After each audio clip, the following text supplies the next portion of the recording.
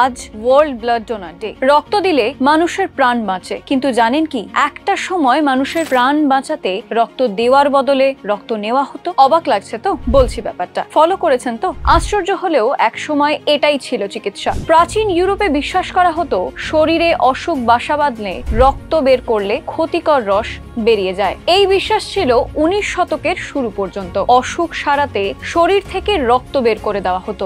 এই পদ্ধতিকে বলা হতো ব্লাড লেটিং। এসব করতে গিয়ে অনেকে মারাও যেতেন। এর চেয়েও ভয়ঙ্কর ইতিহাস রয়েছে। পশুর রক্ত মানুষকে দেওয়া হতো। ভেড়া, কুকুর, এমনকি বাছুরের রক্ত মানুষের শরীরে ঢোকানোর চেষ্টা হতো। ফলাফল বুঝতেই পারছেন। এই বিভ্রান্তি শেষ হয় 1901 সালে। অস্ট্রিয়ার বিজ্ঞানী কার্ল ল্যান্ডস্টাইনার আবিষ্কার করেন রক্তের গ্রুপ এ, বি, এবি এবং ও। তিনি প্রমাণ করেন ভুল রক্ত দিলে মৃত্যু পর্যন্ত হতে পারে। সেখান থেকেই নিরাপদে রক্তদান এবং রক্ত সংরক্ষণের শুরু।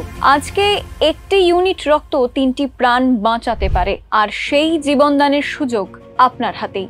আপনি কি কখনো রক্তদান করেছেন, নাকি এখনো দ্বিধায় আছেন? কমেন্টে জানান, আর ভালো লাগলে ভিডিওটি শেয়ার করুন।